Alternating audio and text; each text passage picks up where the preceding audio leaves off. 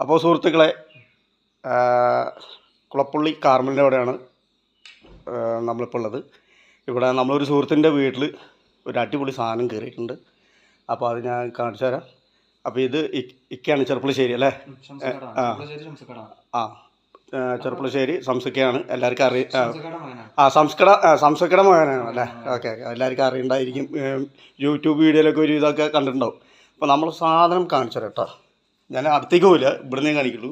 ബാക്കി ആൾ വന്ന് പിടിക്കണത് ബാക്കി നമുക്ക് കിടക്കുന്നത് വീടിന്റെ ഉള്ളില് നമ്മൾ കുറച്ച് സോഫ സെറ്റ് ഒക്കെ സെറ്റ് ചെയ്തിട്ടുണ്ട്. അതിന്റെ ഉള്ളിലാണ് ഇപ്പൊ വന്ന് കിടക്കുന്ന പാമ്പ്. അപ്പൊ എല്ലാരും ഇപ്പൊ മഴക്കാലം അതുമാതിരി പാമ്പുകളെ കൂടുതൽ കാണുന്ന ഒരു സമയമാണ്.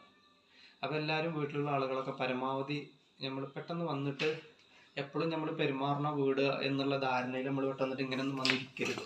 പാമ്പ് നമ്മളെ നേരെ തൊട്ട് ബാക്കിലാണ് കിടക്കുന്നത്.